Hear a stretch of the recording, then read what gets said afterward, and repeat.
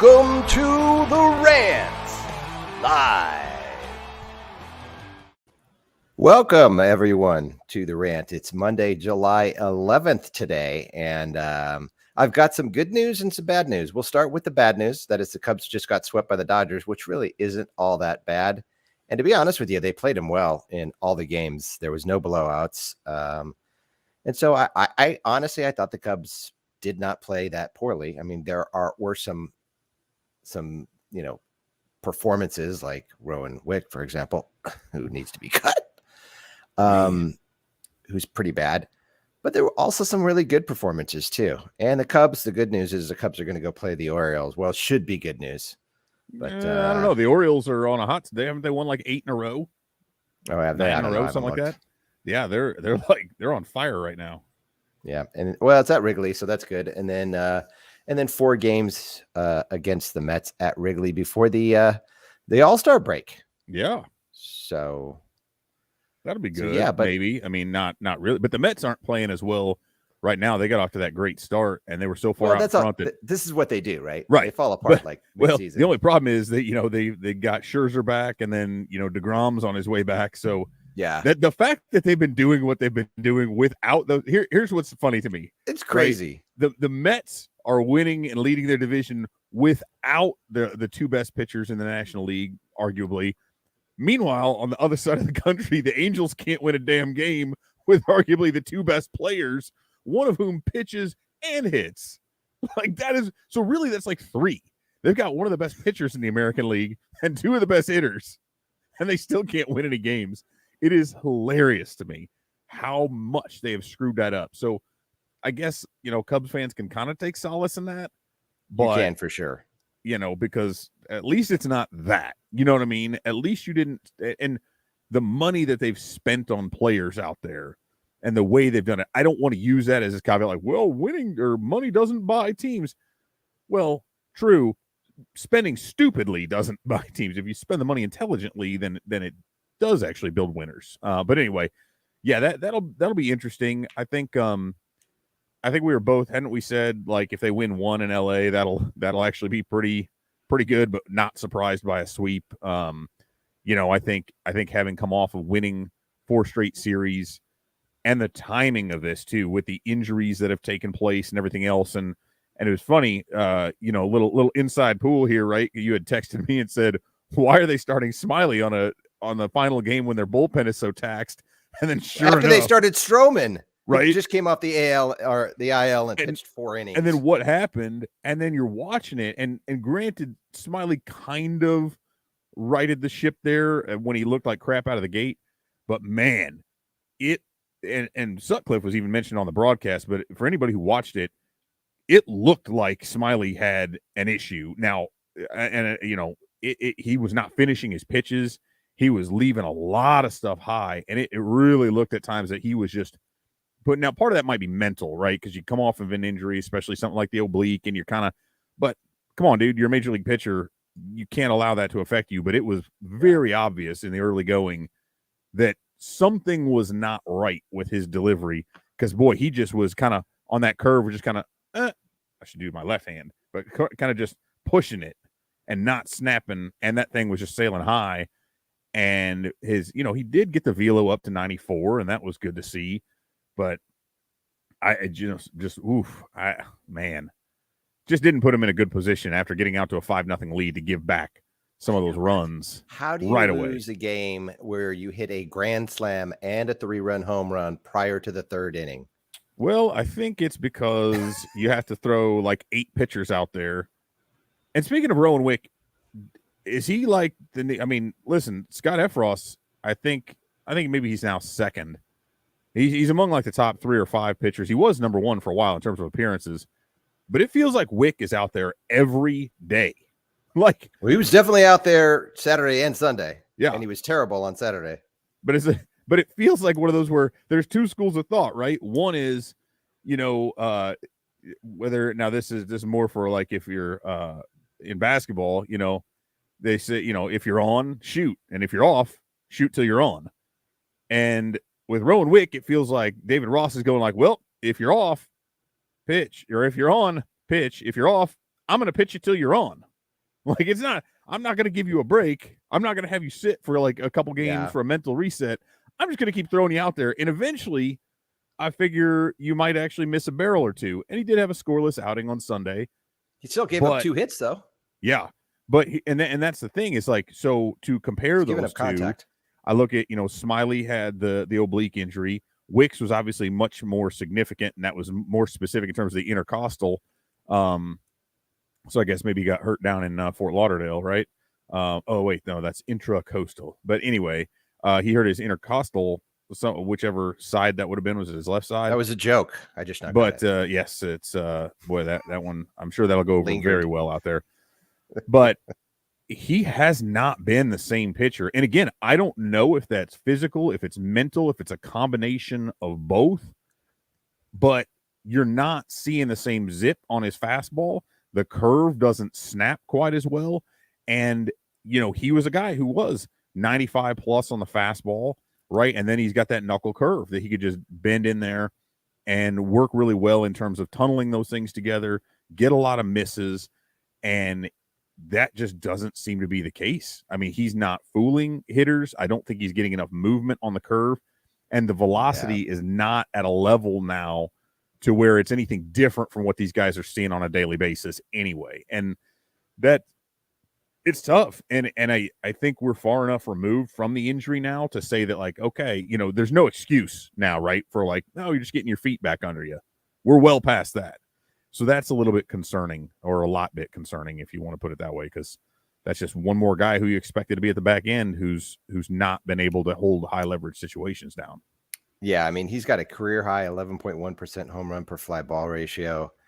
He's given up just a lot of home runs. He's given up a lot of contact, which is troublesome. He's striking out fewer batters than he's ever struck out.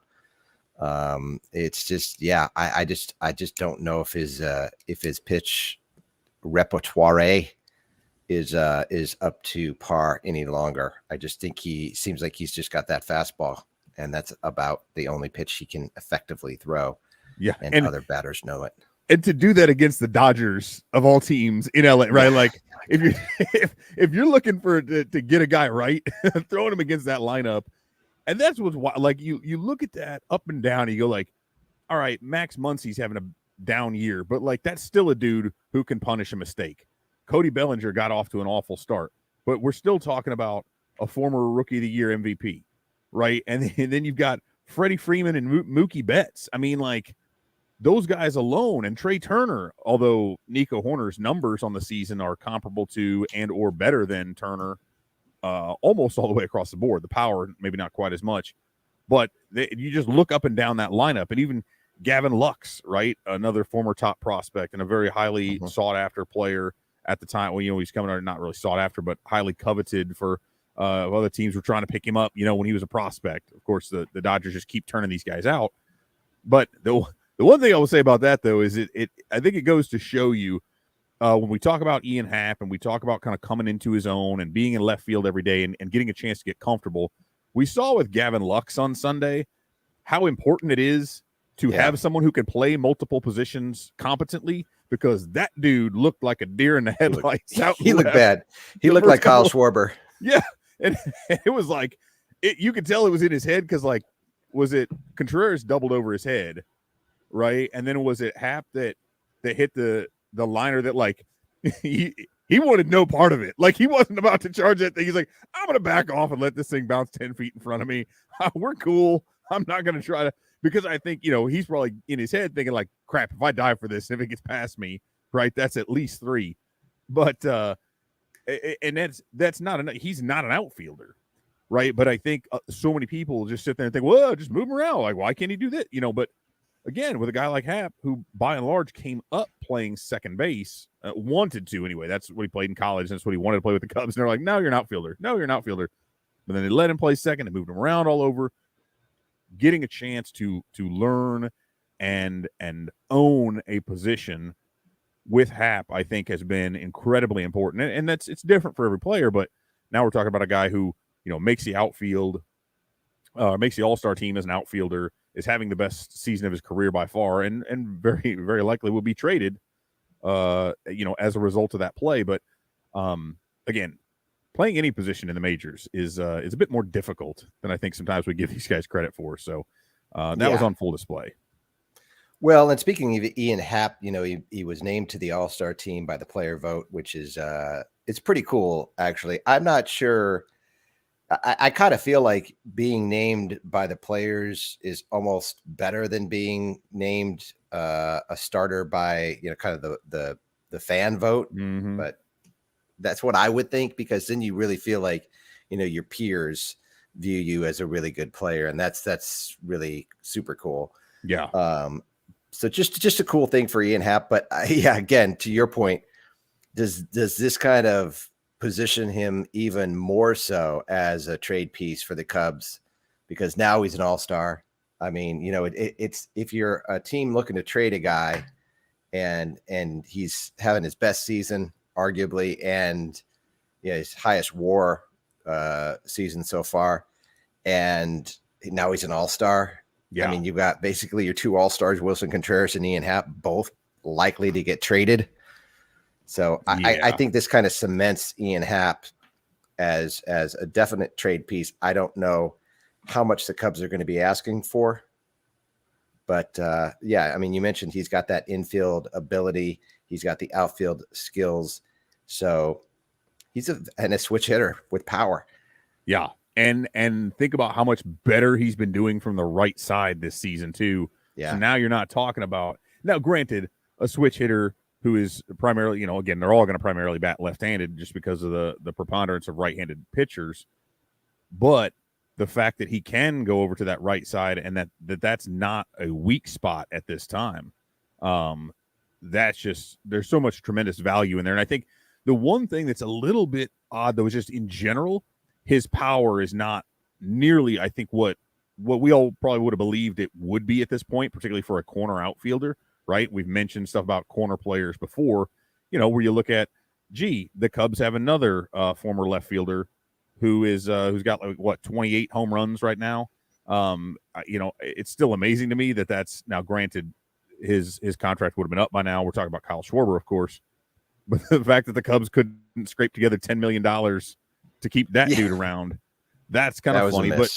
But the one thing with Happ that's difficult, when you look at trading a player, right, and the value that you get in return, while certainly, and you named off a bunch of them, as in terms of an all-around talent, in terms of a good baseball player, right? Hey, he's athletic, he runs well, he can throw pretty, it's not great, but his arm's okay. He's playing competent left field. His average is good. He switch hits, all that stuff, right? But whereas you get a guy like Schwarber, whose batting average might not be great, defense might not be great, but he can beat the shit out of the ball. And so that power, just that singular trait, is something, because at this point, a team isn't like, oh, well, we need this all around. We need a little help here and a little, I think teams are more likely to want to go for that trait that is going to help put them over the top, but that singular or maybe one or two things that somebody does very, very well. Now, the other thing, though, with Happ that probably has even more value than any of that is he's got a whole nother year of control under his arbitration contract, and is probably only be making about $10 million next year anyway, if that, right? $8 to $10 million, probably a little bit more because the All-Star thing, that'll give him cachet. But based on the production, what he can give you for a year and a half is far more value than what you're going to have to pay him contractually. And I think that honestly has a great, that's probably, now that I come back on it, that's his carrying trait. Honestly, is his value, right? You say, oh, we get an all-star caliber, good overall left field player, maybe a left fielder, outfielder, whatever, utility player, and that's all we got to pay him? Okay. Yeah. Because that's like what Chris Taylor's making for 1 year, and Happ is a better player at this point. So, I think that's the big thing with him. Obviously, Contreras, we know what the deal is, but it'll suck. But at the same time, I mean, as much as I don't like it, because I think Happ he's a good dude.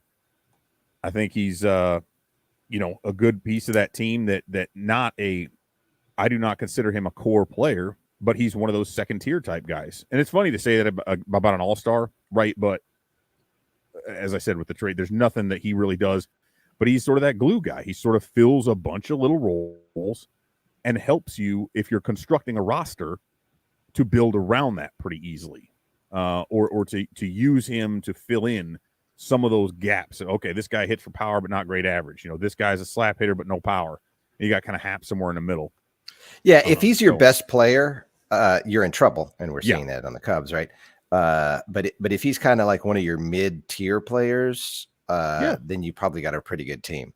And I think that's the role he serves, right? And that's ostensibly he's sort of, with the extent now, Hayward provided elite level defense when he first came over, but when I'm looking at a team, if I'm a team looking to acquire somebody at the deadline, again, think about the Dodgers, right? Who are playing Trace Turner out there. Trace Thompson. I'm sorry. Trace Thompfson. I think they'll be all in on Ian Happ. I don't see why would they not be? Can you imagine that dude out there? Like he fits. Yeah, he fits perfectly there. And that would make the most. Oh man, you think about that. Like that seems like a player they would want to go get because they've got a ton of elite level talent. But if now that's the dude who's in there and he's like your third outfielder, right? Like in terms of talent, if that's your third level outfielder, you're doing pretty well, right? You were fine. And part of the reason that Thompson is in there, he was initially there to help replace Betts. And now again, Turner's got a broken foot or whatever. Thompson, I don't know why I keep calling him Turner. Thompson has a broken foot. I think not. Thompson doesn't. Jesus. Taylor has a broken foot. You'll get there. Thompson is still playing for them because of that. But if you go out there, and I mean, obviously the Dodgers have a ton of young talent still on the team, right? They may be able to replace Trey Turner, the other Turner. Then there's Turner and Taylor and Thompson. There's too many people with T's, with Lux, and slide him over. And they've got, so that's a team that might be willing to. I'm just looking at like, who are those top type? The Dodgers, the problem with the Dodgers is that they don't ever trade away. Yeah. You always feel like you came away kind of on the worst end of a trade with them. Yeah. And so that's where I just don't see the Cubs doing a deal with him. Do I think he and Happ fits there perfectly? Absolutely, 100%. But I just don't know that they're going to come with the trade capital. Yeah, and that's, I mean, what about the Mets? Because they're spending like crazy in free agency and stuff. You can rob them blind, right? Let's do a deal with them again. To trade with. We just got Pete Crow-Armstrong for Javi Baez, which man, for half a season. Listen, it was great to see. Which listen, it's nuts. And somebody tweeted this out, and I can't remember who it was. And I would give him credit but they were talking about like, so Javi Baez, right, who played for the Cubs, was not a rival of the White Sox outside of being a Cubs player, being booed vociferously, like more than the rest of the Tigers players by White Sox fans, is like the perfect microcosm of the stereotype that people have about White Sox fans, about being kind of like Cubs fans, or the Cubs kind of renting space in their heads for free. And so like Javi going in there and doing that, and there's just some phenomenal pictures after the home run he hit on Sunday. I think it was that one. Like he had another one where he's got the Macho Man WWF Championship belt, but he's got another one where he's got like the Macho Man sunglasses on with the little flares and like it is just hilarious. Like it was so funny to see him after a really slow start, which he had like a thumb issue going on. And I think that contributed greatly. I think Javi's a guy who will play through injury unless he's forced to sit down. And I think that works to his detriment, because just like we saw with Chris Bryant so often, he's trying to play through it. And everybody's like, oh, you suck. You're soft. Why are you sitting? You're soft. It's like, yeah, okay. Damned if you do, damned if you don't. If they don't play, you're going to call them soft. If they do, you're going to say they suck, because Bryant's playing with a broken wrist and he's not playing well because he's got a broken wrist. And then if he sits for it, you're like, oh, he's injury prone. So I think the same thing happened with Javi. I think that'll pick up a little bit, but at the same time, man, Pete Crow-Armstrong, dude, like every day he hit a home run again the other day in Sunday's game. And I think he's got 10 on the season now. I mean, that's more than I would have expected for him to hit an entire season. I just didn't think the power would develop, or at least not this quickly. And between him and Owen Casey this weekend, I mean, there's a Mash Mervis continues to like. There's a lot to be excited about there, and I do think if the Cubs would go back to Hap, right? Because really, and it's kind of funny, but there's so much value in prospects, right? So many teams are just, they're less willing than before to part with that because of the financial structure and the importance of that. But there is also this, there's such an impetus on keeping those young top-ranked guys, right? Like if the Cubs were to trade Christian Hernandez, people would lose their freaking minds because he is so young and so highly rated for them. But there's a lot of these guys, like if you look at like Matt Mervis, at least as of now, is not going to appear on the top 30, maybe not even on the top 50. He should be in the top 50, but most top 30 lists wouldn't have touched this guy, which is really weird because he hit very well at Duke. Would have been drafted probably in the 6th to 10th rounds had they had a real draft. and he didn't, because there were only 5 in 2020. Right. But if you look at the way he's hitting right now at AA and just absolutely destroying AA pitching, Northside, our friends at Northside Bound, they've got him ranked, I think, at 17th on the Cubs list there. And it's primarily because he's 24 years old, right? That's old for a prospect. But my point is, there are other Matt Mervi out there in Major League Baseball, right? The guy who's 23, 24, 25, not as highly rated necessarily, right? Because these ranking systems, you got to look at it, because everyone's like, whoa, where'd Morel come from? It's like, well, it's not because he's bad. I mean, he was ranked number 21, but a lot of these dudes who are ranked ahead of him, they're ranked ahead of him because they have so much more quote unquote potential for the simple fact that they're younger, right? So they're 17, 18, 19, 20. And he's at ripe old age of 22 or whatever. Yeah, it's important to understand how prospect lists work.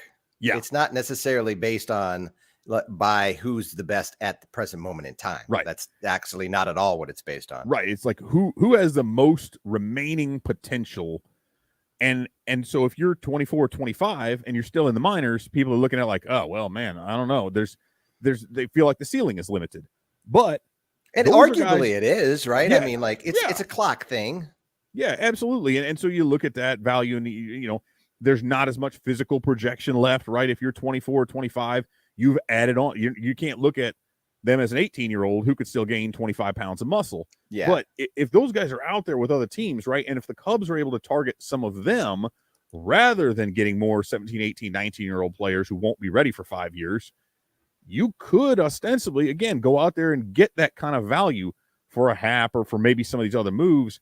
And now all of a sudden, right, as much as I've been critical about some of this stuff, if you parlay that into guys who are able to come up possibly this year yet, right, and it never really worked out with Greg Deichmann, or I mean, it didn't. I shouldn't say never because he's still in the system, and who knows. But players like that, right? I don't want to indicate like a guy who's going to get right back down to AAA, but I mean a guy who could, in theory, come in, hold down a spot on your major league roster somewhat competently, maybe not a star, but like a Tommy LaStella type guy. Yes, right? Maybe a guy who's going to take a while. And LaStella, man, he got even better after he left the Cubs, but he filled that role really, really well. The contact hitter, little bit of pop, okay defense, right?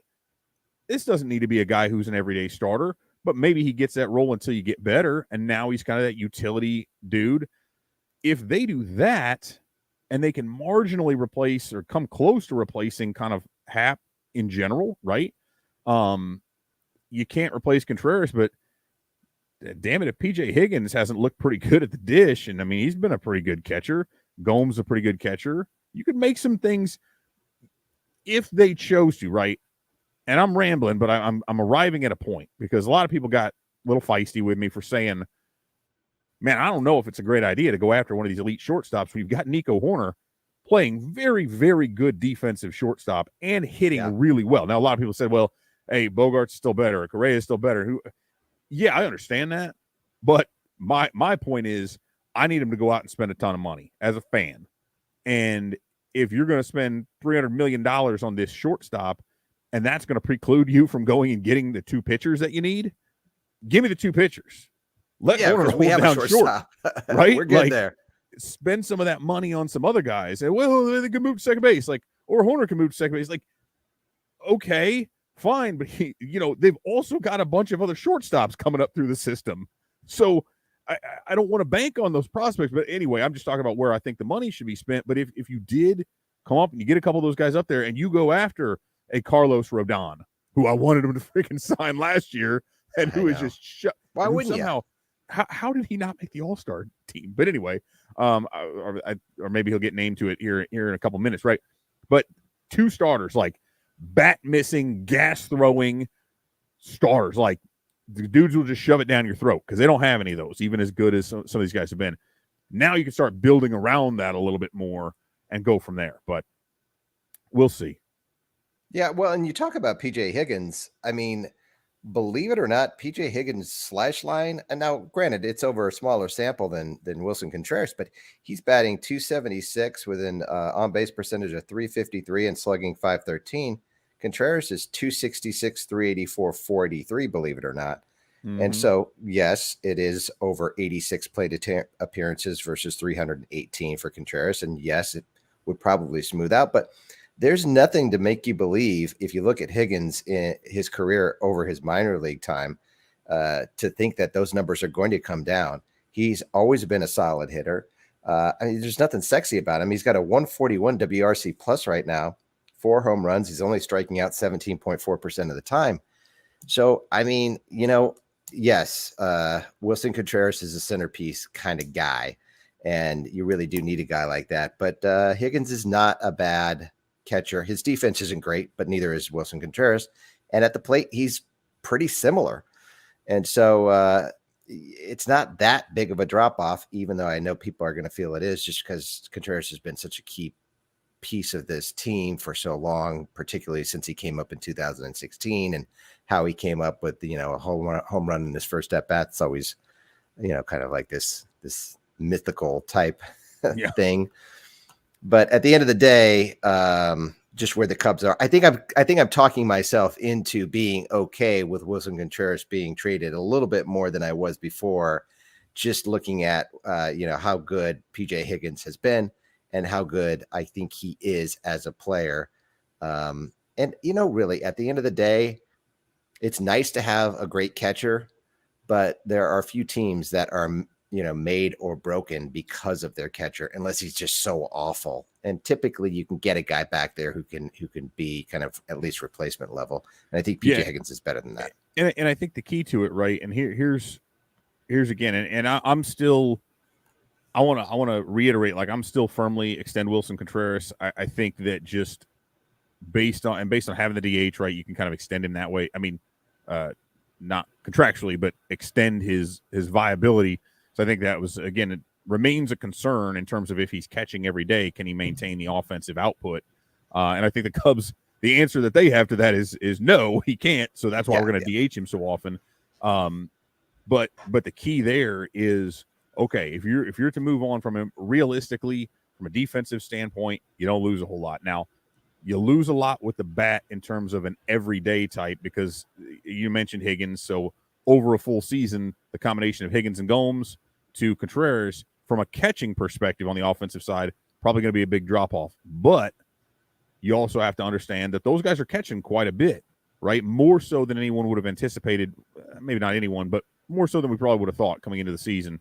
And so then what's really imperative is the Cubs would need to find a way to replace Contreras' bat, which in and of itself would be easier. Not replace his bat as a catcher, but just replace his bat, preferably with a lefty hitter like Matt Mervis. Or, again, you can find somebody else out there for that. But that's what they would have to do. And I think that's the other thing that people look at. They're like, the people would comment to me on all this stuff when I said about getting the shortstop. They're like, yeah, but if you have, you get Bogarts and then, then you keep Happ and you extend Contreras. You do, like, no. We're working under the assumption that they're going to trade Happ, because that is right. That is their plan. Right. I'm not saying that is my speculation. I'm telling you that is their plan, is to trade Ian Happ. The plan right now is to trade Wilson Contreras, right? So unless something changes, you're not signing Bogarts to add to a team that has those 2 all-stars on it. You're trading away those all-stars from a team that has one of the worst 5 records in baseball. And so even adding Xander Bogaerts now doesn't make the Cubs a World Series contender. So adding him to a team without Happ and Contreras doesn't really mean shit in and of itself, right? There's a lot more they've got to do, and I think that's where I come down to it. If those guys are moved, I'm saying they're punting on next season. Why would you sign a dude for $30 million a year to punt on that year, and then maybe not even know what's going on around the way? And who knows? Maybe that'll change. Maybe maybe somebody gets hurt and they can't move him, and they have to pivot directions and get more aggressive.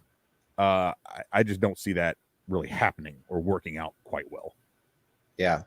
Well, we've got the draft coming up next Sunday, less than a week away. I think it's Sunday, Monday, and Tuesday or something like that, but should be interesting. But as it has to be noted that with the draft moving from June to July, it sure has done some kind of, it's made the trade deadline really funky, because, we talked about this on our last episode, was just the timing of, the trade deadline being so close to the draft. Mm-hmm. And you really don't know what you're going to do. And I mean, for the Cubs, I mean, for any team really, I mean, it's not like this huge thing, but it is important to know, because if the Cubs are to sign, a catcher like Kevin Parada, for example, that kind of changes, how it makes it a lot easier to trade away Wilson Contreras. I think you've got Miguel Amaya, who is one of the Cubs' top prospects, but he's got a long way to go before he gets to the big leagues and makes an impact. Mm-hmm. And he's just coming back off an injury that he's been out for over a year. And so that's a big question mark. But if you get a catcher in the draft that's, a college bat and has proven himself, like Brada coming out of Georgia Tech, then that changes the equation. But you don't know that, right, until the draft is over. So, I mean, I think very much like, and maybe this is what Major League Baseball wanted to do, it's very much like when the CBA, the lockout happened, right, and everything got frozen, and then it got jammed into like 2 weeks. And that's exactly what's getting ready to happen, because once the draft is done, I would say starting next week, you are going to start to see, I would think, a lot of activity. Yeah. Yeah, because I mean, teams will have a better idea of what that's going to take and maybe what that timeline is. Like you said, if it's a college bat that you've picked up and you expect that guy to move a little more quickly, you can be a bit more aggressive in maybe moving some of the players off your current roster, because you feel like it's going to be sooner for that guy to come up and be replaced, right? Or you know what you need to target then in a trade and that sort of thing, or who you've got to move. Right? Who else could you move on from if you are the Cubs and you've got some guys in the system right at that position? So yeah, it feels like, so this always happens, right? With any draft, like you kind of see this, and I think outside of the top two position, it sounds like Jones and Holiday are kind of like the top two, right? Or two of the top three at least. Drew Jones, I feel like, is number one on everybody's board, although that, again, that could change. But certainly at number 7, I mean, I think you could pick out like 5 or 6 mock drafts out of a hat right now and probably get as many different picks for the Cubs at that 7 spot. It just feels like it's moving. I know you said Parada. I know there's like Tamar Johnson and Cam Collier have been brought up a lot. I think Zach Lee is another one. Jace Jung. I mean, just basically anybody. Yeah. They're seriously, it's all over the map. And what's interesting is it doesn't, again, this isn't really like the NFL where you're drafting for a position of need, because you're trying to fill it right away. Like I feel like they're going best available on the board. Unless, as you mentioned, unless they do go with a college hitter. And I think that'll tell us a lot. I wrote about that a while back. What they pick there in the draft, who they pick, will tell us a lot about what their projected timeline is. Because if they go with a college bat, that tells me they're in a similar mode to 2014, 15, one of the, when they're still drafting these guys who they want to come up and have a very quick impact that they think they can turn this around. And they did. I mean, look at Kyle Schwarber, Chris Bryant. Those were guys that were college bats. They were drafted very high, and they went on to have a lot of success and be part of a World Series team. I think if you want to do what the Cubs are trying to do, they have enough young talent. They really do. I mean, and there's going to be young talent that'll come in, as these players continue to develop. Not all of them are going to be able to make it to the major league team, and they're going to have to end up trading some of them if they're all really good players. It just makes sense to get some college bats, maybe even some college arms, some guys that are closer to being ready who are maybe 1 to 2 years away. I mean, what was Schwarber? He started within a year, didn't he? Yeah. Was he in the minors for a year at all? Yeah. It was he That got his first drafted year? with when did he got called up? Was that late July? I thought. And so it would have been just over a year. 16, right? Yeah, so just over a year. And so yeah, I mean, he moved quick. Bryant moved very quickly, right? And you've got a comment here that talks about guys like KB and Schwarber don't grow on trees. But here's the thing: is that the dynamic of the draft is shifted, and you've got players that are teams that are much more into these 15. younger. They're all 15. Yeah, I was gonna. Sorry, I just but Russell, Bryant, and Schwarber were all 15. But it was like, I think Bryant was up, 2 weeks into the season, and Russell was like 2 weeks after that, and Schwarber was in. It was either late June or late July, whatever it was. It was because he debuted at home because Montero got kicked out of the game, if you recall, like just so Schwarber could come in and catch, which is kind of weird. And then he made his first plate appearance as a DH in Cleveland in the 17-0, which at the time was the largest ever interleague shutout. I don't know if it still is. And Chris Bryant hit his first grand slam in that game. Schwarber's first at bat was a triple right down the first baseline. I was there in Cleveland for that one. That's why I remember that. But nice. But yeah, so it was he was drafted in 14 and debuted in 15. I think it might have been under a year because of where the draft was and or 13 months, whatever. But yes, the point stands. But I think you're dead on there. If you're targeting some of these, if it's let's look at it this way too, a polished college bat, like not a raw, like, hey, this dude's a ton of power but a ton of strikeout, right? Because at the time, and there were things the Cubs maybe did a little bit to monkey with Schwarber's swing, I think a little to try to go almost too much with pull power, and I think that's something that he's kind of had to work through a little bit because you remember, I mean, they thought his hit tool, the power they knew was there, the raw power was like Herculean, but they thought the hit tool was such that this is going to be a guy who bats in the 300s like in perpetuity. That's what they had thought. And the same thing, like Chris Bryant was the best college hitter in baseball, right? And had set the home run record for once they had switched to those BB Core bats. And so, it's a lot of things like that. So if you get that guy, and again, somebody who can move through, who's already, because if you are a 21-year-old, you're already around the same age, at least as the low A guys, right? And you've had enough of that additional experience that some of those guys can move through pretty quickly. It's not simple, and you can't guarantee a year, but that would be a guy who you say, hey, if we're drafting him this high, we think he can probably be up here by possibly next year, but certainly 24. If you want to look at 2023 as the rough equivalent to 2015, right? And that's where I would say if that's pushing it. I just don't know if you're getting there. It is where I'm going with it is if you sign that big, Bogarts or Correa, whatever, like you have your one huge deal, and that's your Lester. Let's say that's the deal that proves to the rest of the league that you're serious. And at the same time, now you're saying, okay, in that year, as that year goes along, we're going to bring Davis up. We're going to see Mervis, right? We're going to see Killian come up and pitch more frequently. We're going to have somebody else make their way up, and maybe PCA again. And I know that's like really pushing it, but the dude's defense alone can carry, if they thought about it that way, right? That was my question to you: is PCA the way he's performing? And I mean, so he's in South Bend right now. His numbers are pretty similar to what they were at Myrtle Beach. Feels like a jump to Double-A might not be too far off on the horizon. I think that could happen this season.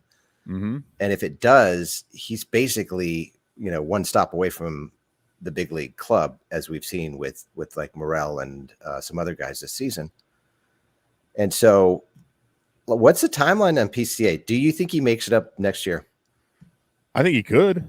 I think if things continue, right, if he continues to develop and to show, because look, we talked about having a carrying trait, And that is a dude who can play elite. I am fully convinced that he could come up right now and be in the conversation for Gold Glove in center field as a Major League the Baseball guy's player. got some wheels, right? Like guaranteed, no question about it. And so then it kind of comes down to, what do you trust in terms of, do you think the bat can, because here's the thing, and I look at that, and a lot of people might think that's kind of strange, but I also look at that like Nico Horner, and he got called up way too early. It shouldn't have really happened at the time, and he still never got you between injuries, right? He's had a lot of those that have derailed him, and at no point did he ever actually get sent back down, which it always felt like was going to have to happen, right? Like you kept thinking, okay, he's got to go back down and really develop more, but he kept kind of sticking back around even after injuries and kind of having a rough go of it. And now here he is, right? I think Pete Crow-Armstrong could have a bit of a, because, bear in mind, but he's actually got more power than Horner from what it certainly seems like. And you don't necessarily need all that power from a center field position, but he may have, like, the reason he's so good defensively is because he has exceptional body control. And, again, the word for those folks out there, whether you want to look at proprioception, right? If you want to look at it that way, just where his body is in space. And I believe that along with defensively, that allows him to make adjustments at the plate and to change his swing and to kind of adapt to new things more quickly than say just the average human being or even average elite athlete, right? Which is a weird thing to say, but yeah, I mean, I wouldn't be surprised at all. I think he ends the season in Double-A, as you mentioned. And then I think he goes into spring training, probably targeted for Double-A again. But in that Chris Morel kind of fashion of like, hey, this is a guy who we could bring up. This is somebody who, and he could get that, the little bump promotion. Like if he's going to get moved to Iowa, maybe the Cubs maybe somebody got hurt. They got a little series going on that he can roll through Chicago and spend a few days up there and play a little bit and then head over to Iowa. But I believe he is the type of player who does not necessarily need as big an accumulation of plate appearances in the minors in order to really do what he needs to do at the major league level. Particularly because I'm not saying you just sacrifice the bat. I don't believe that's not what I'm saying at all. But in his case, the bat's not nearly as important as his speed and his defense. And those things are going to clean up a lot of other mistakes that he may make, and they'll allow him a lot more room for error. So, yeah, absolutely. I think next year is very, very possible. Not on a full-time basis, but I think he could make it for sure.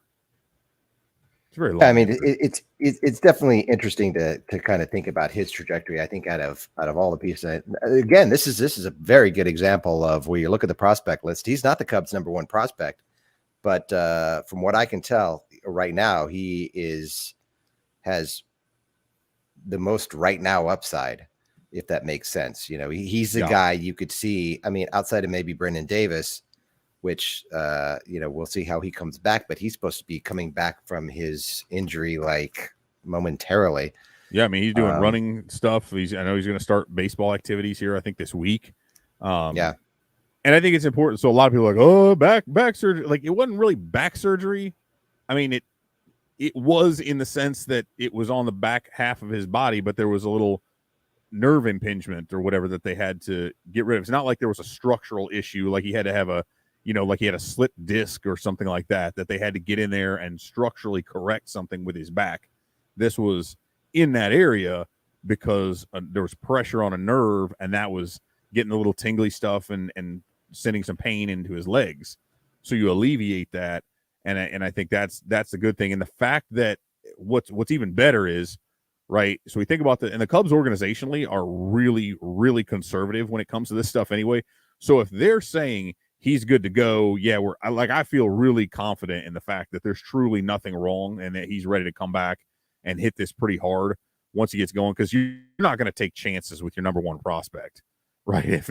If we're just talking about a minor league season and there's no hope for them to be very good as a Cubs team, he will not come up and be able to contribute to a winner. So the only reason they'd be letting this proceed is if they're 150,000% convinced that he is A1 perfect, good to go, right? So I feel very, very good about that. And this is not something that is going to impact his long-term future at all. But it is funny. Like, there were people when we published that piece about him resuming baseball activities. There were people seriously that's on Facebook, so take it for what it's worth. They were calling him a bust. They were talking about how he's had a bad season so far, that he's no good. I'm like, that's just the dumbest thing, right? Because no prospect ever has had a rough month. Come on. People are so negative. I don't get it. It's like, why can't you be more positive about things? Some people just like come with such hate and fire. Right. I don't understand this, man. It's a game. Yeah. This is not, you don't lose any money. Yeah. Okay. This is you don't have to be vested in it in a way that makes you angry.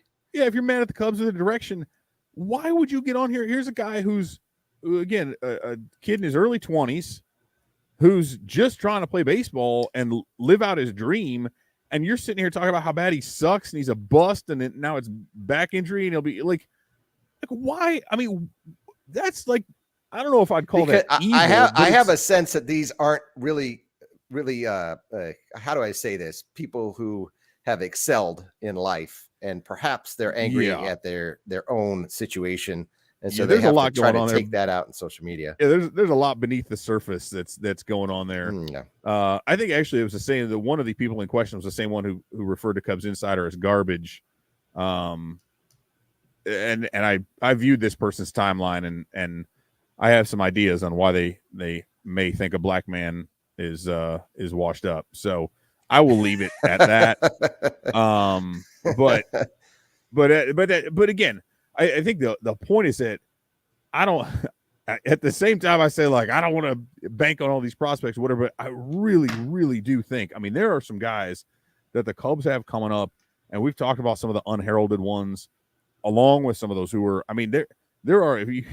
Because Casey hit that grand slam the other day, walk-off grand slam, and then turned 20 that the next day, right? His last swing as a 19-year-old who has not yet faced a pitcher his age or younger this season at high A. Mm-hmm. Every pitcher he's faced has been older than him. That's crazy. And for him to be able to make those adjustments, and if you look at that dude, because he's what, like 6'4", and I think he's listed at like 190, which I don't think is accurate in and of itself. Because I mean, when Morel came up, he's listed at like 145 pounds. There was like, nah, that's definitely not right. But if Casey really is 190 pounds, he could easily put on another 35 pounds of mass. Doesn't necessarily need to be muscle, because the dude's not fast to begin with. You don't need him to be real speedy, but he could put on some muscle and like up that power tremendously. Like, that's again, Mervis is another one. He's a little bit older, so it's not like you're looking at him with the projection, but you're talking about a dude who's only 20 years old in Owen Casey, and you look at that frame, it reminds me a little bit of Adam Dunn in a way, because like Dunn just grew into that, and certainly I think Casey could probably play a little bit better defense, but of just that thunderous power that you saw that dude, you're like, oh man, he's gonna, or he's also Canadian and he's a ginger, so that's a little bit weird. I don't know how the exchange rates work on home runs and whatnot when you come over here, but no, I just think there's a bunch of dudes. So you start looking at 2024 and going, holy crap!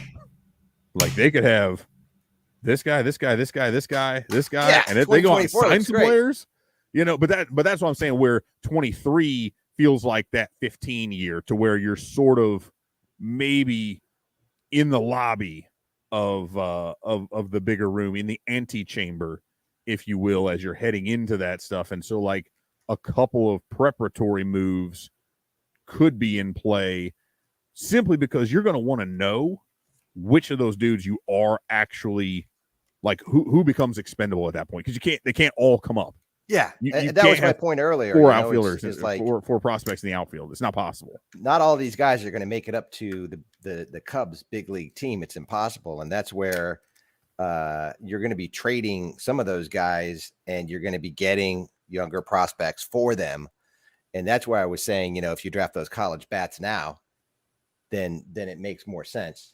to, or you flip a couple of them into a controllable major league player, right? You work something out with one of those teams. You pick up one of those dudes, depending on how that goes. Like if you're starting to move, now you pick up somebody else's player and you load them in there into your outfield. And now you're saying, okay, this frees us up a bit to be able to make this move over here, right? Or to be able to know, okay, we're going to trade this guy and this guy for this person. And, maybe it works out. I mean, who knows? That's like I said, that's the only way this thing does not turn into a big giant punt on next year is if at the deadline they make moves for players who are ready, if not right away, then players who are expected to break camp with the big club in 23 coming out of spring training, right? That's the only way that happens, because otherwise you move these guys and you're looking at far too much to replace to actually be competitive, unless there again, you really bump that payroll up in a meaningful way, because you're going to lose so much. You kind of have to, like, they're going to spend, but it's more out of necessity. Yeah. To field the team. Yeah. Do they go beyond 150, right? Because they're at around 150 right now. If they maintain that, and I know that this sounds maybe kind of weird, but that's really just, it maybe is not completely punting, because, again, Wade Miley's $10 million this year. Well, could you replace Wade Miley's production this year for $10 million? Hell yeah, you could, because he hasn't hardly pitched at all. Can you replace Drew Smyly? Yes, you can do that very, very easily. But then if you got to start replacing David Robertson, Stroman, right? Yeah, another good example. If he's gone and they trade him, but I don't think they'll be able to, because I don't think he's got any value. Well, right, and so, could you at $150 million have a decent team? I don't think you're looking at a playoff bound team, but I think if you get to 150 in 2023, right? Probably a big contract and a couple other decent ones, and you add some close to major league ready prospects, and you anticipate a lot of your other top guys coming up toward the back end of 23 and into 24. That's why I'm saying next year could, if they choose to, present itself as their 2015 in terms to me, I think it's much more of a 14 type thing, because that's where you can start seeing some of the top prospects come up, and what then I going would say, into, 15 is when next year. 15 is when all the top prospects came up. 15 is when they all came up. But what I'm, because when did Javi come up though? Didn't Javi come up in 14? Javi came up in 14 and then went back down and kind of he kind of flipped in between. But what I'm more targeting, I'm not looking at the results of 15 per se, because okay, as you recall, right, that team in the second half, that team got hotter than shit and took off and won 97 games. Nobody expected that though. We all expected them after getting. We thought they'd be about 500 after getting no hit by Cole Hamels. That was on July 29th. The anticipation was okay. They kind of mailed it in. The sky was falling. Yeah, I mean, it was it, but the anticipation at that point was like, okay, hey, they had a cool run. This is probably the time they sort of pack it in. They go about 500 the rest of the way, and then regroup and get after it next year. But instead, they were the best team in baseball from that point, and so. I really think that, again, you get to that. So it's more the idea that 15 was supposed to, because remember, they arrived a year early. 16 came a year earlier than what we thought, right? So to me, what I'm saying is like 23 could be the equivalent of what we thought 15 was going to be in terms of starting to line up. You got your one big contract. You're starting to get some of these prospects in the pipeline. You're starting to get some of your previous trades to come in there. Strope and Arrieta, right, from the previous year, are coming in and had their good season there. And how do we now parlay this into something? And now in the 24 then is where you really go after it with signing a few more big free agents and having some of those rookies from the previous year better established. But yeah, again, it's not impossible, but it will require them doing a lot of work. And I think we will know, based on the trade deadline and the draft, I think we'll have a very, very good idea of whether or not the Cubs intend to do that with next year, or if they want to use next year as their 14, which is to say then we'd still be kind of another year out from truly meaningfully getting after it. Yeah, I agree. Well, yeah, a lot to contemplate going into going into all this. The Cubs play the Orioles a 2-game series, and then they play the Mets for a 4-game series. So I'm saying we will probably do another show on Monday the 18th. I am, for your benefit and not so much the viewers' benefits, I am going to Colorado. I'm driving to Colorado on the 16th. And so I should be settled in there by Monday the 18th and able to do a show from there. So I think it'll be depend. I know I'll be in the BFE somewhere down in Southern Indiana for the weekend, but we come home on that 18th. So at some point that day, I will have. There is suffice to say the Wi-Fi coverage in kind of west central, west southern. Yeah, I guess it's southwestern Indiana is not the greatest. Let's go ahead and put it that way. Place we're going to be is not necessarily ideal. So maybe Monday afternoon or something like that. We'll see. We'll figure it out. One question to you is: did you see the Cubs All-Star hats, and what do you think? Yeah, I like the blue one. Everybody likes the blue one. I love the black one. I don't know. The black one to me is like very Danny Rocket. My son loves it. I just ordered one for him. There you go. Yeah, I mean it's cool. It's a little off. I guess what I would like to see with that though is rather than the gold highlights, because I think MLB is kind of, I don't know. I would like to see them do something with that because in addition to the logo, right? I know the logo's there, but to have more of the team's color in that, like if the C can still be in black, but like maybe trimmed in blue and then the star is red, or the C is trimmed in red and the star is blue, something like that you incorporate the team's colors into that same scheme. But no, I mean I dig them both. I kind of like the blue. It's my jam. Yeah, I'm with you. Although, like I said, I did order the black one for my son. He saw that and he needed to have it right away. But I get the problem is that the gold is it's so associated with the World Series jerseys and stuff, and so it's kind of like this crossover now, where I think that's the thing that makes it a little kind of confusing. And yeah, if you would have thrown maybe like some red around there or on the black hat, that could have looked cool.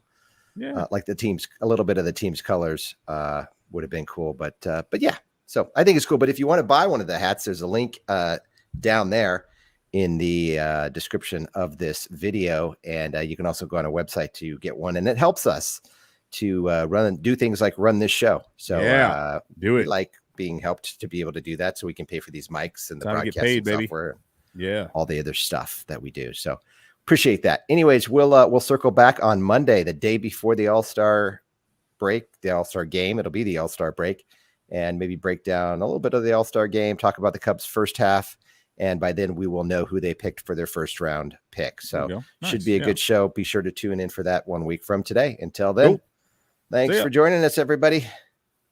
We'll see you.